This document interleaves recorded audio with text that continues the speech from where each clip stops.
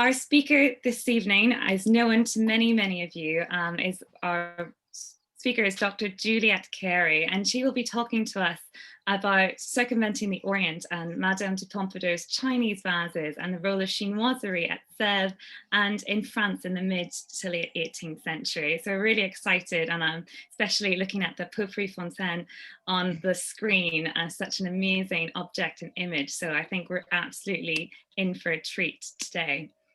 Dr. Juliet Carey is Senior Curator at Waddesdon Manor, where she is in charge of academic collaborations and research, painting, sculpture, and works on paper. But this evening she's returning to one of her loves and passions, porcelain. Before Waddesdon, Juliet has worked at the National Gallery, the National Museum and Gallery in Cardiff, and also at the Royal Collection. And she did her PhD on the subject of the cultural context of Sèvres vases from the period of 1740 to 1783. And this evening, as I mentioned, she'll be talking to us about chinoiserie at Sèvres. So over to you, Juliet, and thank you so much. Thank you. Can you hear me? I will assume you can, unless I hear not. Okay, great. I'd like to start by thanking the French Porcelain Society for giving me the chance to return to work I did a long time ago now as part of my PhD on the meanings of vases, which I did at the Courtauld Institute under the supervision of Katie Scott. But a bursary from the FPS helped with some of the research, and I'm still really grateful for this help, and indeed for the encouragement of all kinds that I received from the Society, particularly Tamara Préau, Ros Saville, John Whitehead, and Salma Schwartz, and of course the late Geoffrey de Bellay, who made working on Sèvres such enormous fun. For this talk, I'm trying to go down. Why doesn't it move? Hang on.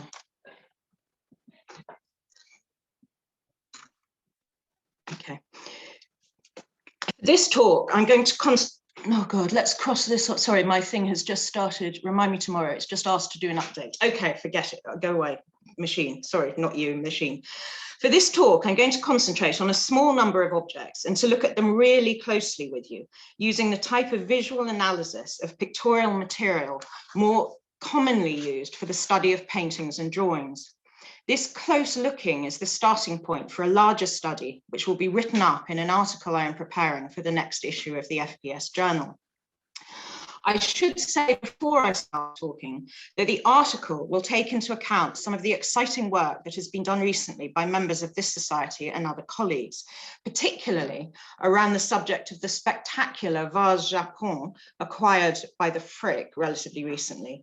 And Ki Il-choi Jr. has written particularly brilliantly, I think, about this. And John Finlay has given us a rich and important account of Henri Bertin's engagement with China and the complex roles played by the exchange of works of art and imitation in the development of this cultural relationship. That story will be a thread in the article. Bertin's writings about China in particular complicate my rather simplified discussion this evening. But for this talk, I'm going to concentrate at looking at other vases and other chinoiserie, significantly chinoiserie in the plural. In 1745, the porcelain manufactory at Vincennes was granted a monopoly for the production of porcelain en façon Saxe in the Saxon manner. However, as this audience hardly needs reminding, throughout the 18th century, the Chinese origins of porcelain remained fundamental to how it was perceived by Europeans. French factories emulated Chinese porcelain, although they could not reproduce it. But French soft paste invoked it through form, color, and decoration. For example, Chantilly and Saint-Cloud wares decorated with raised flowers in imitation of Chinese blanc de chine, or the initial impulse of many factories to experiment first with blue and white, a color palette that signified China regardless of subject matter or style, and which migrated across from ceramics to furniture and textiles. Some of the newly formulated colors retain their Chinese connotations, even when used in ways that look distinctly French. For example, the name of the 1753 turquoise, first called bleu ancien and later bleu celeste, made reference to its ancient origins in the celestial empire of China. Here you see it on a bottle cooler from the Louis XV service with its rococo forms and distinctively French floral decoration. Or on these vases at Bautzen, the Chinese origins of whose shape has been demonstrated by Ros Saville. Sèvres only rarely based wares directly on Chinese objects, and most rarely on Chinese shapes. For pictorial references to China, the visual language is typically that of François Boucher's Chinoiserie genre scenes in the 1750s, or Jean-Baptiste Pilmon's designs in the 1770s and 90s. However, one exceptional group of objects raises questions about Sèvres' role in the state-sponsored attempt to surpass the porcelain of China at a time when France could not, in fact, equal it. The so-called Dudley vases are in the Getty Museum, and they contrast imitations of Chinese art with a French courtly aesthetic that prioritizes novelty and invention. Commentators have singled these vases out and related objects, which I'll show you later, for special treatment. And they've discussed the ownership histories of individual vases and possible sources of their decoration, but how they perform their acts of partial imitation has not really been teased out. Today, I want to look at one set of vases in this group really closely in the context of the evolution of French ideas about China and of knowledge about this most coveted of Chinese technologies. Broadly speaking, over the century, predominant views of China changed from awed respect of one culture by another based on fascinated inquiry and exchange to an image of China as culturally stagnant. Set in opposition to the idea of French progress, China became for designers a source of decorative imagery about childishness, fantasy, and play. Comparing these vases with other vases, all Chinese in different ways, makes clear how imprecise and blinkering the catch-all term chinoiserie can be. In some ways, as we shall see, these Chinese-style vases aimed at an unusual degree of authenticity. They negotiated the challenge of a Chinese tradition that long predated and had long surpassed Sèvres' technical ability. These vases both emulate and improve, in French terms at least, upon Chinese works of art in a way that reflects tensions between admiration and competition in many French responses to China. During the 1760s, there was a tension at Sèvres between technical insecurity and design confidence. Sèvres' domination of the European porcelain market depended on the creation of new styles in the soft-paste porcelain with which it still had to make do. When I started thinking about these objects, I found an essay by a historian of comparative literature particularly thought-provoking and helpful. Lydia Liu writes about a problematic incident in the little-known second volume of Daniel Defoe's Robinson Crusoe, in which the shipwrecked hero invents hard-paste porcelain. Lydia Liu illustrates two scenes from a later French translation. So he invents hard-paste porcelain without calling it so. The improved earthenware described by Defoe that he creates through a combination of accident and willful endeavor takes liquid and withstands enormous heat. Liu sees Defoe's narrative as a science fiction that allowed the fulfillment of a Western dream, a dream of the appropriation of Eastern technologies. In the context of technological and economic rivalries of the time, the model that Liu applies to an English text of 1719 can illuminate French porcelain vases of the 1760s. Unlike Defoe's story, the Getty vases do not hide the Oriental origins of porcelain, but they do suggest that Chinese porcelain can be appropriated and improved in France, even when France was unable to make the Chinese material itself. In France, this very idea had actually been affectionately mocked 20 years earlier by the Marquis d'Argent, an imaginary Chinese I think I've got the quotes here, yes. An imaginary Chinese visitor to Paris writes an imaginary letter in which he reports the French are sensible enough to profit from the discoveries of foreigners and too vain not to pretend that they invented them, or at least that they perfected them with the smallest of changes. Jean-Jacques Bachelier, artistic director of painting at Sèvres, recalled in his memoir that his primary task was to replace what he called the clumsy imitation of Oriental wares with a new French style. The factory's prestige depended on the creation of new styles and new applications for the paste. However, the existence of the conspicuously unusual and ambitious Sèvres Chinese style vases, the nature of contemporary responses to China, and the efforts being made during the 1760s to push forward technological knowledge of Chinese porcelain suggest that Bachelier's dismissal of clumsy imitation and his retrospective account of the de-orientalizing of Sèvres design was not the whole story. The Dudley vases and the related group of wares, all painted in a distinctive palette with Chinese-style figures, are all marked by or attributed to Charles-Nicolas Dodin. These big plaques mounted on a pair of, you can't see it there, but on a pair of blue lacquer commodes belong to Louis XV's finance minister. And these 4 slides show some of the other objects in this group. And they were really bold, prestigious objects. Most of them were acquired by Madame de Pompadour, some by the king. They were very important experiments at the factory. And scholars have argued for different Chinese sources for the pictorial scenes, including enamels and various types of Chinese porcelain. Tamara Preo argues persuasively that the decoration on the Sèvres vases emulated the designs and palettes on porcelain itself, rather than enamels, or the French prints that recorded Chinese porcelain decoration. But I don't want to go into sources in depth here. The flat areas of color, here's an album page. The flat areas of color precisely outlined against white are also reminiscent of the albums that I just showed you, sorry. While, as we shall see, the pictorial decoration on most of the porcelains in the group is derived from Chinese sources, some specific elements are based on French adaptations of those Chinese sources.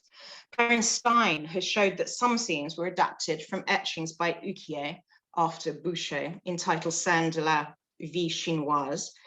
Boucher refined and recombined elements from Western prints into fashionably updated chinoiserie, but he also assimilated authentic Chinese imagery for French markets, and the decoration of the Getty vases exemplifies this.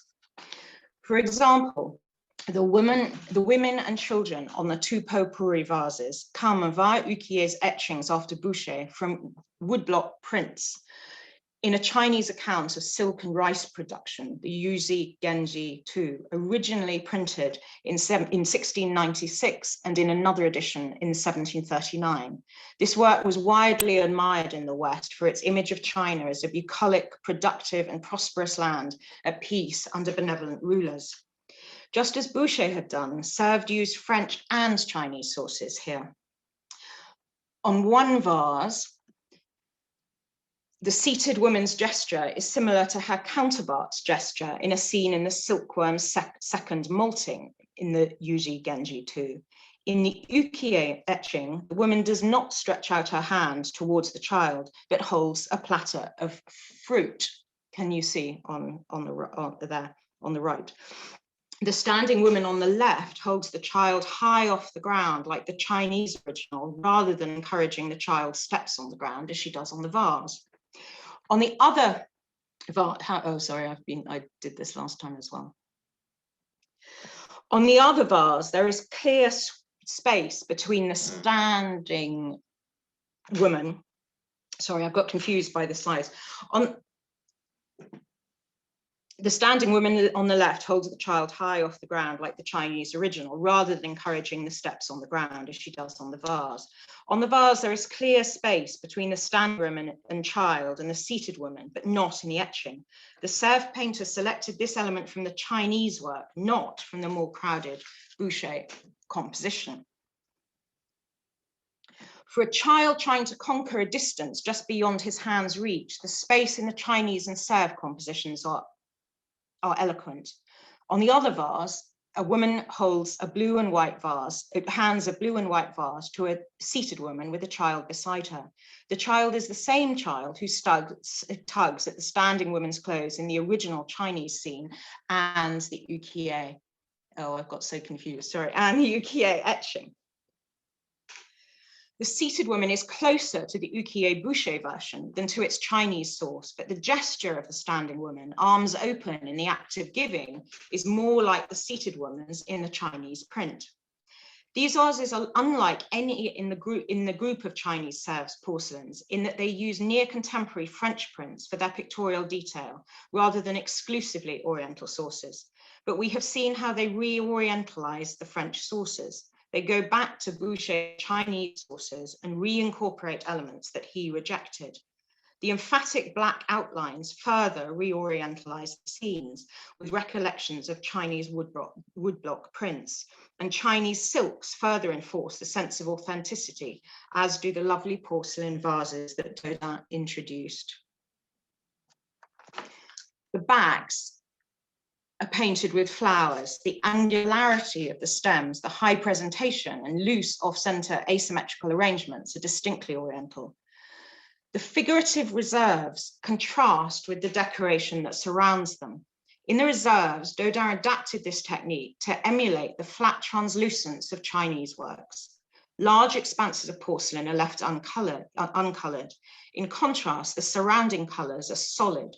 In the pictorial scenes, gilding adds a barely visible shimmer. In the surrounding areas, rich gilding articulates the three-dimensional forms and creates areas of flat pattern. The patterns allude to Chinese lattice and trellis designs, but the overall form draws on French tradition of fountain design and rocaille, a virtuoso display of the sculptural inventiveness for which Sèvres was celebrated. Each of the three ground colors has a counterpart in Chinese porcelain, but their combination was an innovation at Sèvres, which had not previously used more than two ground colors together. The audacity of this is emphasized by the contrast with the simple blue and white porcelain vases depicted in the Chinese scenes that the three color surfaces frame. These vases were originally part of a garniture of 5. The central vase and a related pair of candelabra in the Louvre. The other pair of vases is lost.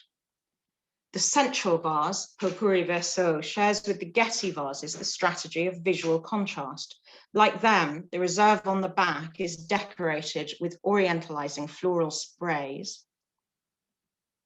Oh, there, with floral sprays. And on the front, with the Chinese genre scene, 3 men playing checkers. It is based upon another ukiyo etching after Boucher, Le Terre. The print had been copied quite faithfully at Sèvres in monochrome around 10 years earlier. But for this ship vase, Dodin made significant changes. Again, he reorientalized Boucher's image. Instead of the picturesque disorder of a rickety structure among trees, Dodin placed his figures in a starkly rectilinear setting. He added or gave new prominence to Chinese objects, the wooden balustrades, ceramic stools pierced with roundels, and the bamboo blind with black tapes. Again, a simple blue and white Chinese vase draws attention to the diversity of colors on the Sèvres vase that it inhabits. Dodin shows off the versatility of his colors. The blues in particular are applied with varying degrees of intensity. The solid blue of one man's tunic contrasts with the wash-like blue of the distant trees. The French imitation ceramic body is rendered opulent by the application of colors formulated in France in imitation of Chinese colors. The deployment of an insistently Chinese image on a vase whose form is ultimately derived from a French lordly nef, surmounted by a banner covered in gold fleur-de-lis, raises questions about the relationship between the two cultures. Far from suppressing reference to the Oriental origins of porcelain, Dodin's Chinese vases draw attention to them, but juxtapose them with European elements. equally vivid, but conspicuously different. In the inventory made after Madame de Pompadour's death in 1764, the garniture of Chinese Sèvres vases was recorded in her bedroom at what had been the Hôtel d'Evreux in Paris. There is no time to discuss this here, but the Hôtel Pompadour was a more urban, public, and provocative expression of the Marquise's status than the more privately splendid environments she created at Bellevue or Versailles, for example. A lost pair of potpourri à Beaubèche would have helped weave the garniture into the room.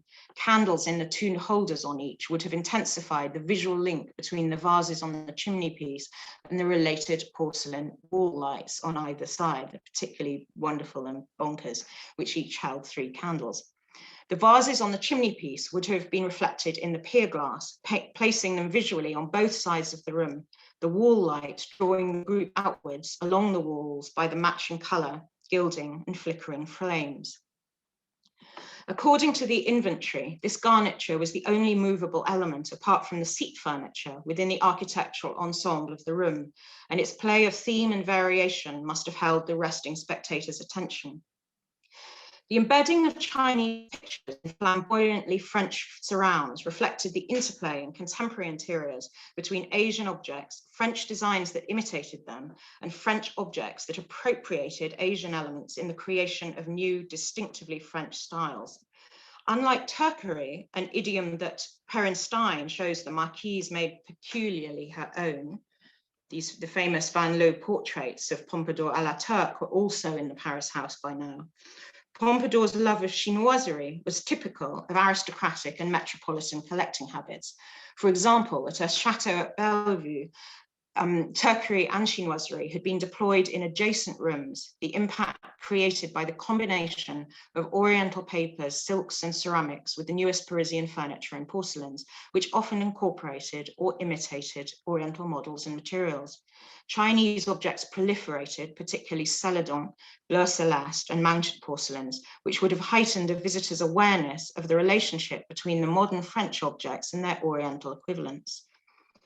Bearing in mind her patronage of Sèvres and her interest in the dissemination of the most sophisticated and original products, the Chinese style vases that Pompadour owned should not be seen as examples of visual clumsiness, stylistic mismatching, or cultural dislocation, as they first appear to some modern eyes.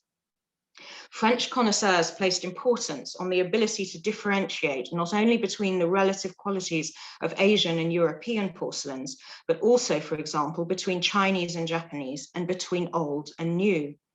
The Chinese Sèvres vases extend the frequent juxtapositions of European and Asian porcelain within interiors, proposing a visual equivalence between 2 styles that are simultaneously contrasted.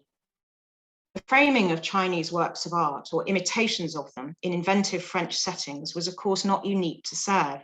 In many ways, these vases recall older traditions in which Oriental works of art were assimilated into French settings, most obviously the mounting of Oriental porcelains in gilt bronze, or dismantling and reconfiguring Chinese lacquer cabinets into new pieces of furniture. This Chinese porcelain urn, mounted in France around 1720 to 30, was adapted for use as a water fountain. A similar integration of Oriental porcelains into French rocaille is seen in the celadon shells that were well represented in Pompadour's collection. A Japanese pair in the Getty Museum transformed into potpourri holders, for example. These assembled objects did not contrast Asian with European aesthetics. Rather, the French mounts drew out associations inherent in the Asian porcelain. For example, the water-carrying function of the urn turned into a fountain, or the marine associations and fluid green surface of the porcelain shells.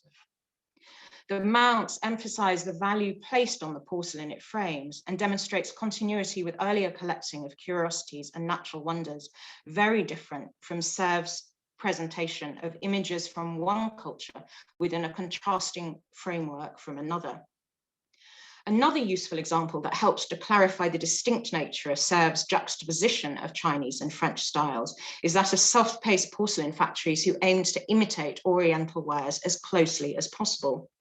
Saint-Cloud's 1702 crown privileges gave the factory a monopoly on the production of porcelain à l'imitation de la Chine, while those granted to Chantilly in 1735 stipulated the imitation of porcelain de Japon.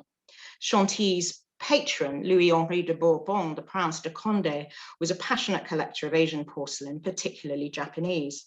Examples from his collection formed the basis of many of the factory's attempts to match it through uncannily direct imitations. One of these is French, one of them is Japanese.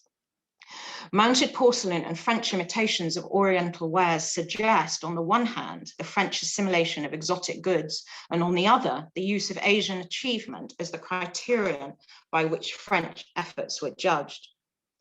French literary accounts of China help locate an aspect of the history of taste in the wider context of a history of ideas. Comparison of two widely read texts about China, one predating the Dodin vases, another contemporary with them, articulates the tensions and contradictions that find reflection in these works of art. Changes in those attitudes are reflected in later Sèvres chinoiserie.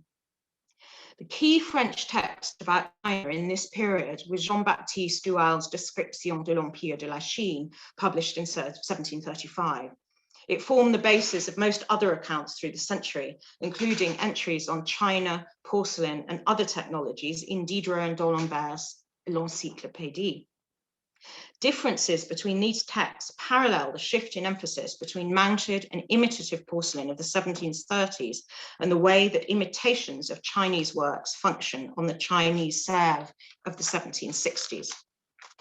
The shift from wondering admiration of a great empire, like but unlike France, equal but mysterious, to the belief that for all of China's technological know-how, French culture was an improvement on China's, is expressed in language shaped by the emerging constructions of race, newly suggestive of the opposition of progress and the primitive.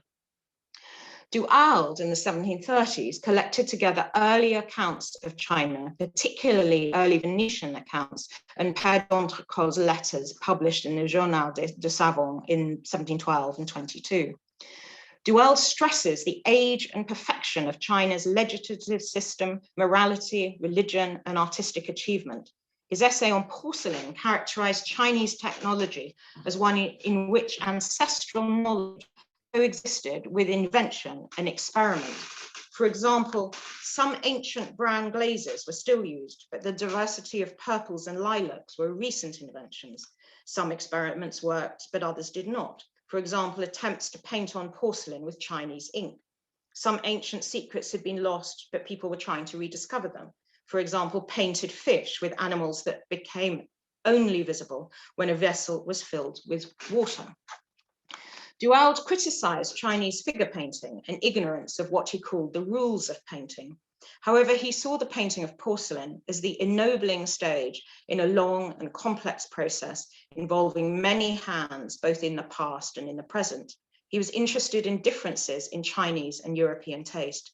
For example, the modèle nouveau souvent bizarre that Europeans loved, but that had no appeal for the Chinese. He acknowledged the technical superiority of China and that it was an emporium of the luxury goods most desirable in Europe, as seen in the cartouche that adorns one of the maps in the book. However, China's self-sufficiency worried Duhalde, who explained that everything the Chinese needed could be found within their borders. How different from France. Duhalde described Chinese life in terms easily assimilated by the French reader. He pointed out similarities of language and of physical appearance and liked instances of overlapping culture. For example, the Chinese were as curious about glass and crystal as Europeans were curious about Chinese porcelain. I love this headpiece to the volume about Chinese art and culture, an image of China in which cultural refinement is expressed through writing, collecting, and the enjoyment of luxury materials in a setting reminiscent of the cabinet of a French connoisseur, the scholar seated at a kind of Chinese bureau plat. Later texts still use Duhalde, but demonstrate a change in French perception. Entries on La Chine and Porcelain in the Encyclopédie demonstrate envy of Chinese technologies, more raw materials, and economic self-sufficiency. After all, France still needed information if it was to make its own hard paste. However, this later text defined China as a place of cultural sterility. It introduced the notion of a French cultural superiority that could improve upon what it characterized as the finite achievements of the East. Du Halde had described what he saw as the inadequacy of Chinese figure painting as evidence of the difference between the tastes of France and China. The Encyclopédie presented it as symptomatic of a lack of aesthetic judgment and of a lack of the restless curiosity that it considered the engine of artistic progress. Where Du Halde found evidence of a Chinese scientific enlightenment, the Encyclopédie said China possessed raw materials and ancient knowledge, but lacked what it considered the right intellectual framework. The entry on porcelain complains that when the Chinese found ancient porcelains buried in the earth, they did not value them for what they told about the past, as Europeans, for example, valued old medals, but valued them only for the colors and the miracle of their long survival underground. The entry on cobalt cast doubt on the natural resources of China even. It criticized the quality of the blues on modern Chinese porcelain and speculated that all the best cobalt in Chinese mines must have already been used up. Dodin's Chinese vases, and to a greater extent later Sèvres chinoiserie vases, reflect these changes in French attitudes to China. Different designers and painters of porcelain could shape the language of chinoiserie to very different ends. Literature offers broad contexts in which to interpret the particular chinoiserie language of Dodin's Sèvres, but an incident in a history of Sèvres demonstrates that the royal manufactory played its own role in the dissemination of ideas about the relationship between French and Chinese porcelain, some of which reflect what we saw expressed in the encyclopedia. In an article published in 1964, Jacques Roy reconstructed an amazing visit to Sèvres made in 1764 by two young Chinese clergymen. Christel Smentek and John Finlay have published important work subsequently on this fascinating narrative recently. This visit to Sèvres was part of a big effort to boost the prestige of French luxury goods in China. Resonances between this visit and the Encyclopédie's claims that France was superior in matters of taste and invention reveal an attempt to circumvent France's failures in other areas. On the 10th of May, 1764, Jacques-René Boileau, director at Sèvres, received Aloïs Coe and Etienne Yang. They were protégés of Henri Bertin, Louis XV's commissioner at Sèvres. At Bertin's suggestion, Coe and Yang delayed their return to China following completion of their theological studies. They were presented to the Queen before embarking on a tour designed to help them compare the two nations. This included the Gobelins, the Savonnerie, and Sèvres, an itinerary long favoured for the display of French prowess in the making of luxury goods to foreign dignitaries and royalty. Coe and Yang submitted a report to Bertin about what they saw, and I shall just tell you a bit of the porcelain part. These non-specialists, writing in Eurocentric terms, they write in Eurocentric terms that reflect the criteria of judgment from those around them. They said that they wished the Chinese had the taste and variety of models that Sèvres did, particularly for human figures. They wished the Chinese would introduce designs more tolerable to taste, and they wished the Chinese would make their porcelain a bit more substantial, a bit less light, a bit less fine. Their admiration for the thickness of French soft paste ignored the fact that the thickness resulted from the difficulties of working it. They conceded that the Chinese material was better than the French, but expressed regret that the Chinese did not add French good taste to its high finish and brilliant colors. They wished that the Chinese would imitate the French. The gifts that Bertin ordered for Coe and Yang to take back to China, intended to show what the French could do, included tapestries, which have been most studied by scholars so far, and mirrors, scientific instruments, a portable printing press, and lots of soft paste porcelain. A long run of Sèvres objects was sent to the emperor between 1764 and 1776, although it is not known exactly what the porcelains painted in the Chinese taste cited by Christel Smentek looked like. Significantly, the first porcelains sent out with Ko and Yang in 1764 included specifically European types. For example, vases decorated with 10-year scene and the fashionable scenes and the fashionable combination of pink and green ground colors. There was a pot à l'eau et jatte vert, and I show you this slide just for the idea of the shape, derived from European silverware. A substantial group of biscuit sculptures included the Lottery and Curiosity after Boucher, the naturalistic La Vache, and models of Falconet's Amour Menaçant and its pendant nymph. In 1772, Bertin ordered more porcelain to be sent to the Chinese emperor, mainly cups and saucers, but also biscuit figures of Saint Louis and Sainte Clotilde. In 1776, a batch of porcelain gobelets was sent out for the craftsmen of Peking, at the same time as 2 biscuit sculptures of the newly produced Qianlong emperor after a portrait by a Jesuit painter. Biscuit porcelain was something the Chinese did not do. The visit of Ko and Yang and the dispatch of gifts that followed were part of a state-sponsored attempt to counterbalance the import market for Chinese porcelain with the export of French goods. It would work if French taste and French design were seen as a desirable commodity that could be exchanged for knowledge about the fabrication of Chinese porcelain. The story of the Chinese visitors to Sèvres illustrates France's cultural confidence in its rivalry with China, a confidence that coexisted with its need to use its own luxury crafts to coax commercial and political advantages from China. Far from representing aesthetic confusion and far from a straight emulation of Chinese porcelains, the Dodin vases can be read as French improvement of Chinese works of art, at least in French terms. The perception of superiority in matters of taste and invention allowed the dominant soft-paste porcelain factory of Europe to circumvent its continued failure to reproduce true porcelain. The nature of Dodin's Chinese decoration becomes clearer when it is compared with later Sèvres chinoiserie in their broader cultural context. Once kaolin deposits had been discovered in France and the French could at last make hard paste porcelain, Sèvres produced more chinoiserie decorated wares than at any other period.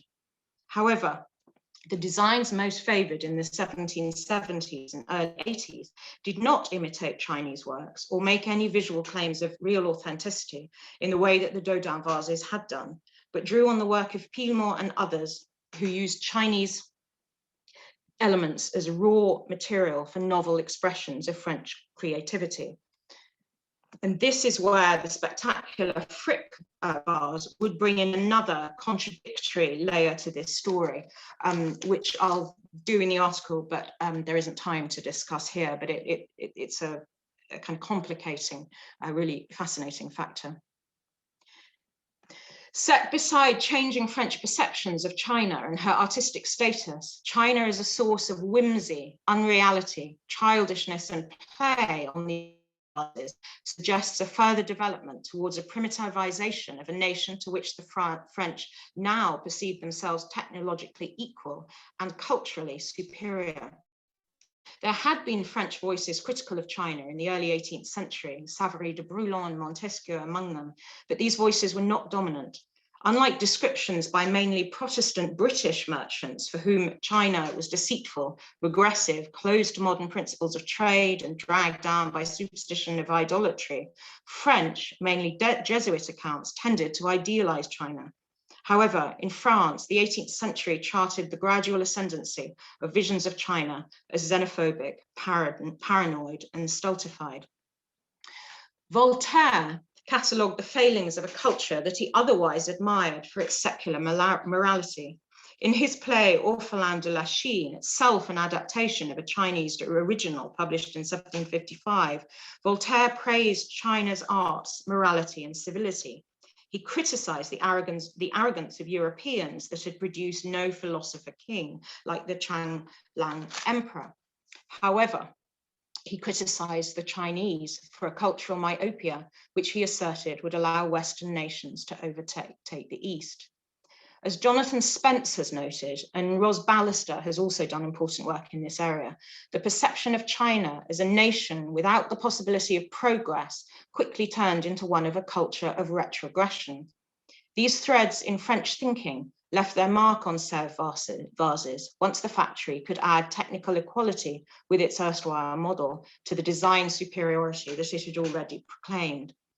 Scrutiny of 3 grand garnitures produced at Sèvres, one red, one white, one black, articulate themes found in French literary discourse about China as a sensually alluring but stagnant despotism.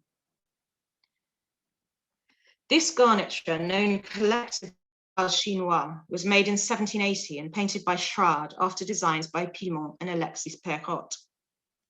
The vases seem designed to be seen from either side.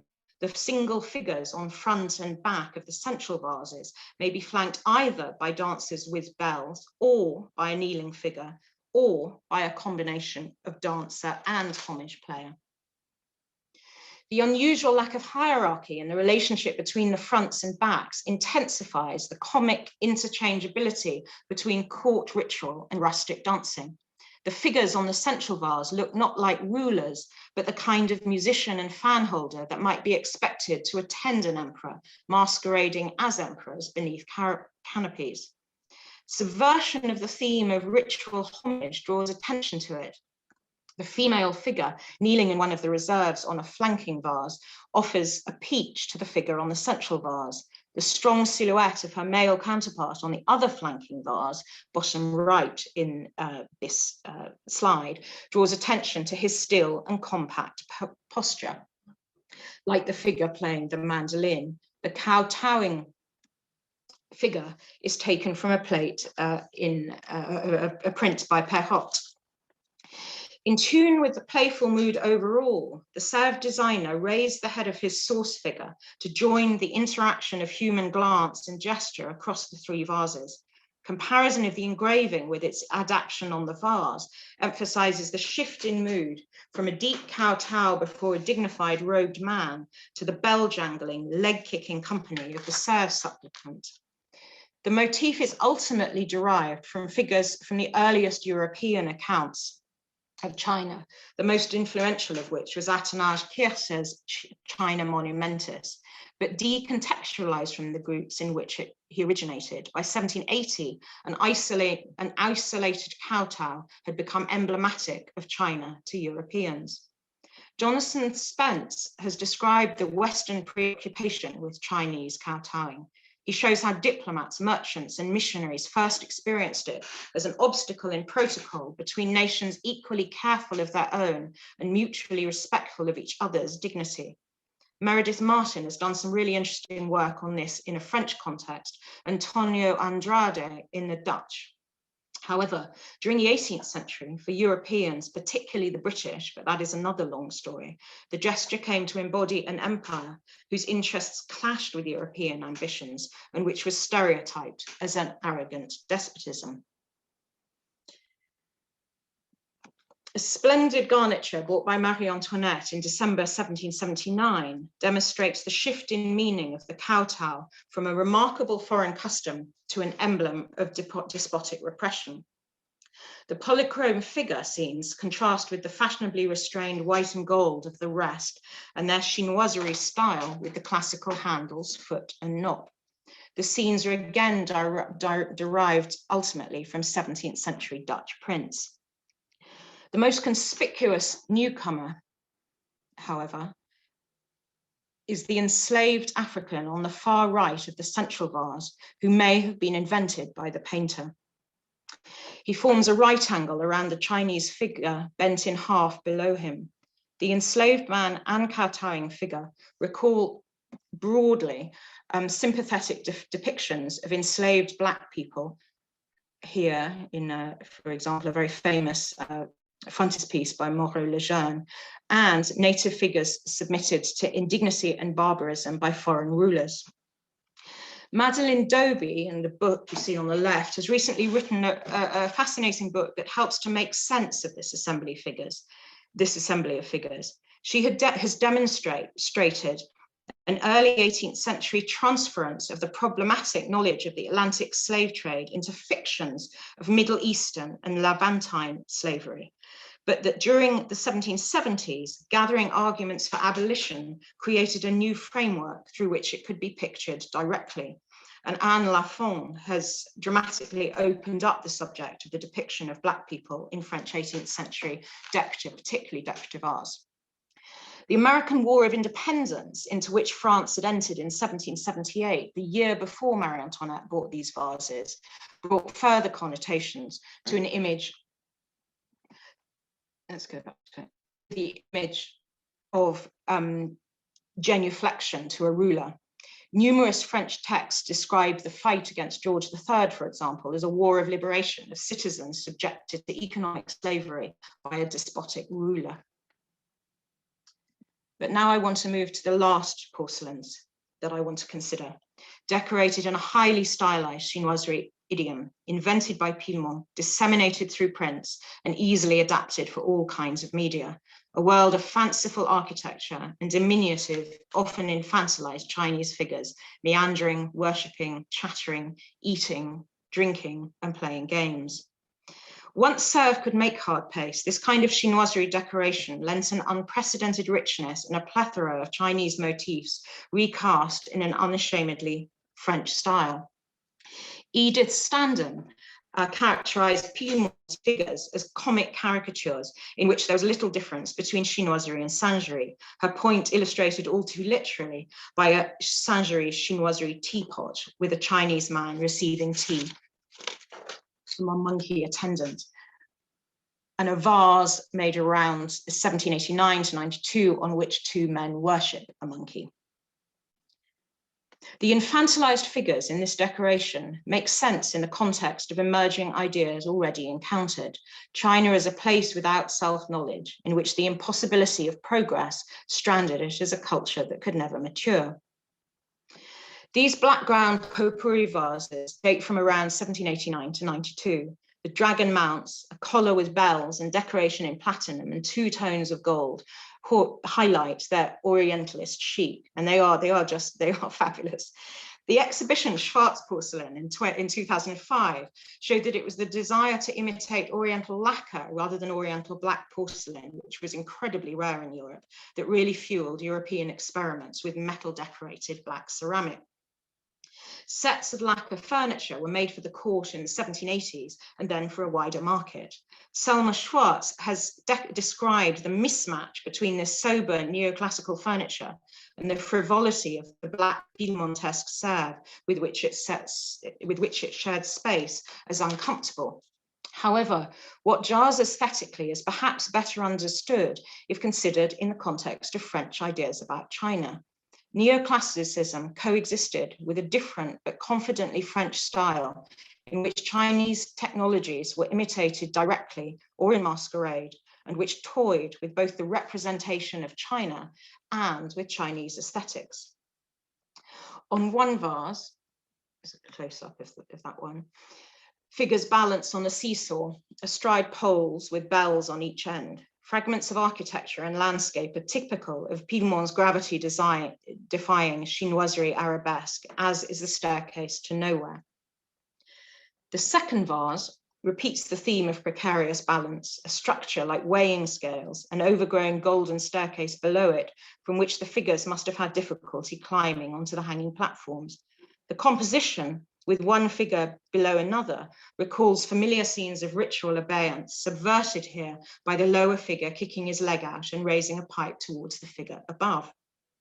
The higher figure is far from being enthroned, but sits directly and rather undignifiedly on his own little platform, his buttocks clearly delineated under his gilded gown. These are the backs. The cover without the mounts, which I particularly love. And the pair again. The designers were playing games with Chinese models. At the same time, with the black glaze and use of metals, Sèvres was stating a case for its technological superiority to China. In their accounts of Jing de Zhen, Père d'Entrecol and Du Halde had described the extreme difficulty of making black porcelain. The black glaze needed repeated dipping and high firing until the surface was so saturated with the brown and blue that it appeared black, before being polished to a mirror-like sheen. 50 years after Duval described this Chinese process, Sèvres black-ground vases are the product of a very different set of cultural perceptions. Where earlier writers found an equivalent of French endeavour in the discoveries and lapses of Chinese scientific and industrial progress, later commentators emphasised the loss of knowledge. The late 18th century trope of the Chinese as a people that had forgotten its own inventions or was blind to the value of its earlier discoveries reinforced the impression of Chinese intellectual inertia that many late 18th century Europeans sought to convey. So now Sèvres could make hard paste and it could make black porcelain. The royal collection vases add to this perceived technical equality with China, the technological progress of which commentators increasingly claimed China was incapable. The low-fired gold on Chinese black porcelains rubs off very easily. Sèvres could apply gold thickly and lastingly, imparting a deep and flickering three-dimensionality with rich tooling. However, despite its mastery of yellow, red, and green gold and the speckled aventurine technique, the factory could not quite reproduce the colours of Oriental lacquer in metal because the silver tarnished and became invisible against the black background. Sèvres black-ground vases are some of the earliest known examples of the use of platinum in decoration, and platinum decoration was a European innovation. At Sèvres, it was shown off on a black ground porcelain. At Sèvres, it was shown off on black ground porcelain vases that refer to and then surpass their origins. And I just want to leave you with that 1740 quotation from the Marquis d'Archamps, which was joking about French ideas, perhaps fulfilled. We see them fulfilled in those black ground vases. Thank you. Juliet, thank you so very much for a fascinating talk and such incredible context and rich reading of all of those objects and that particular time. We will shortly come to questions, but just before that, I did want to mention our next living room lecture, which will be taking place the same time at 6 o'clock UK time on Sunday, the 3rd of October. And this is our second FPS Emerging Scholars Takeover. You'll probably remember we heard wonderful talks from Mia Jackson, Felix Orzo and Rebecca Klarner a few months ago. And this is our second event of that. And we'll be joined by Alyssa Myers and Victoria Jenner, who'll be talking about the collecting and the displaying of porcelain in 18th and 19th century Britain and two sort of case studies. So I'm really looking forward to that. So I hope you can come and join us in a couple of weeks. But now I'd love to encourage you to please write any questions or comments that you might have for Juliet in the chat, and we can come to those. And please go back to a vase picture. Absolutely, please go back to so many wonderful pictures. I mean, I have kind of so many questions. There was something you mentioned, if I can be sort of chair's prerogative, you mentioned with the Chantilly vases that you, the objects that you showed, the kind of the French and then the kind of Chinese equivalent. And I was just wondering if you've come across in your research, if there's much of a parallel between those who are collecting and already own collections of Chinese porcelain, who are then buying up the kind of Sèvres equivalent or chinoiserie style. I just wonder what the sort of connection was there. What do you mean? Because I showed the Chantilly ones as a very different type of strategy. So that the Chantilly was absolutely mimicking the Japanese original. Yes. And then the Sèvres ones, at least the Dodin ones that I concentrated on at the beginning, it's a sort of it's a different thing. But yes, I mean, Madame de Pompadour is a very good example of somebody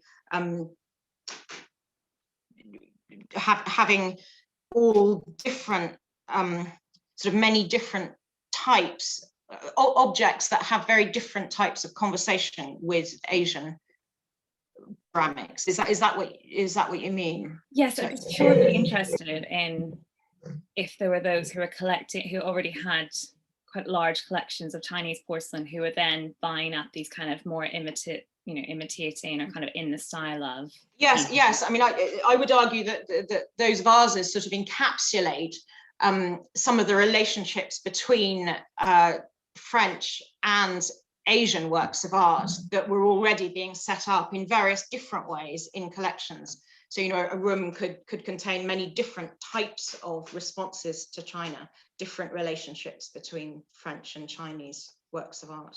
So there are many different chinoiserie, as it were, layers, conversations going on. Yes, of course, brilliant, thank you.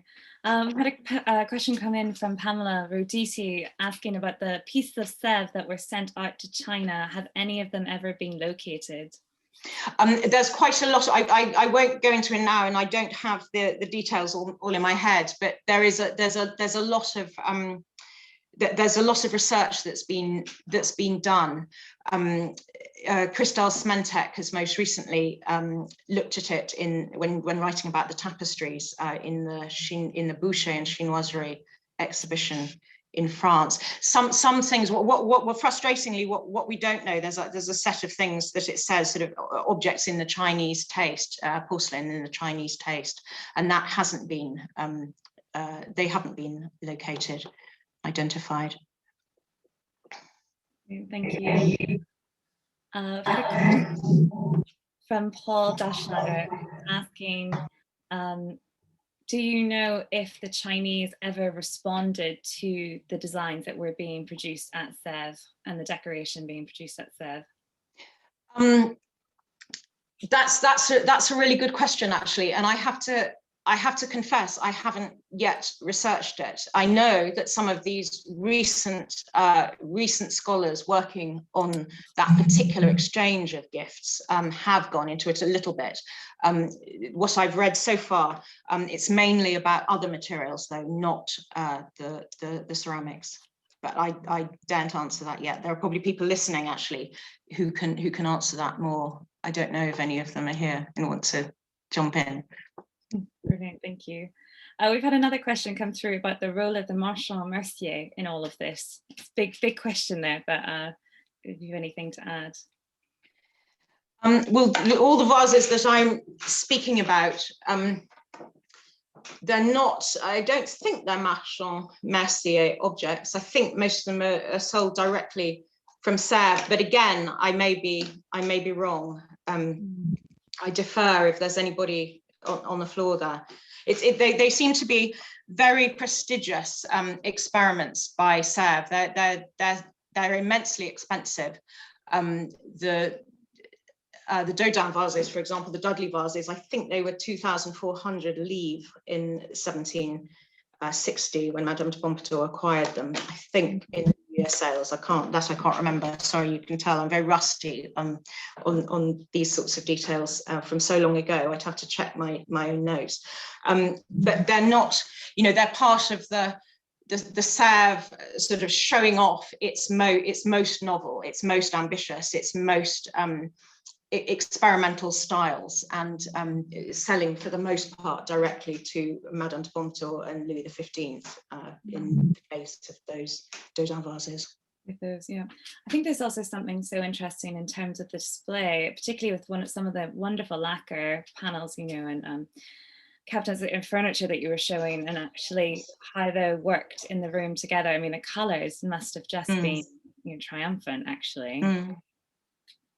Yeah, no, I think the color's really important. And as I said, I mean, there's a really interesting relationship with Chinese colors. Often they're really kind of, you know, flash, glitzy, distinctly, you know, what kind of almost iconic Sèvres colors do have Chinese associations and origins, whether it's in the name or the fact that there is a history of all those colors in China, but they're being used in very un-Chinese ways in some places.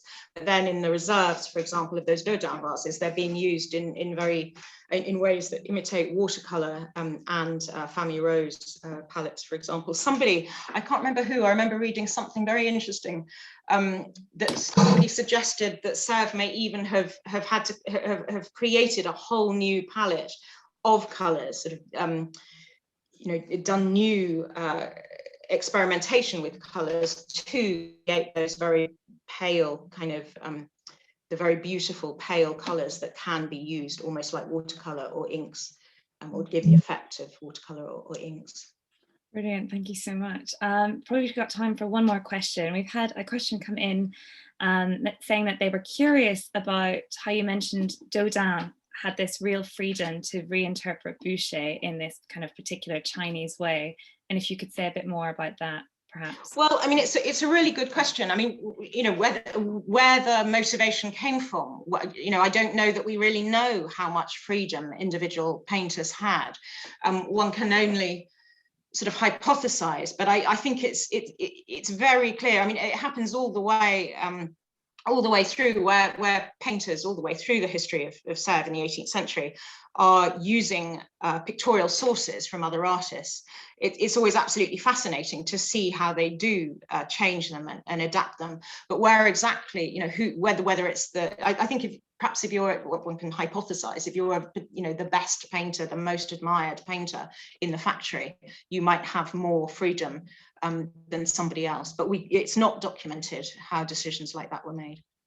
Yes, I think that's a very good point. When you think of someone like Dodin, you know, throughout his career, he really, yeah, it wouldn't surprise me if he you know, was treated in that way, that he did have that freedom. But then of course others. And I looked and looked and looked, you know, 10 years ago and now again recently, I endlessly looked for the source of the enslaved black man with the kowtowing figure on that Marie Antoinette vase, and I just could not find a source. And it really fascinates me that maybe the painter, I can't remember who did paint those vases, but the painter invented that figure. I don't know. If anybody knows the source or finds it, please let me know, because I think it's really significant and interesting. Fantastic. Thank you so much, Juliet. That was a fantastic lecture. So on behalf of the French Porcelain Society, I would like to say thank you so much to you for taking the time to transport us back to the 18th century with these amazing images and print sources and vases. And I'm sorry, I got confused on some of the slides at the beginning. No, I had the wrong vase up. Absolutely. And we actually had over 150 people, which is wonderful. So a huge thank you to you all for continuing to tune in. As I mentioned a few minutes ago, our next lecture will be on the 3rd of October in a couple of weeks. And we're having another Emerging Scholars Takeover, which is, as you may know, something the FPS is very passionate about, making sure that we're encouraging new and exciting and emerging research into European porcelain in the widest sense. So thank you so much for your continued support. A huge thank you to Juliet for that lovely lecture, and have a wonderful and safe evening, everyone. And we'll see you in a couple of weeks. Take care. Bye. Thank you.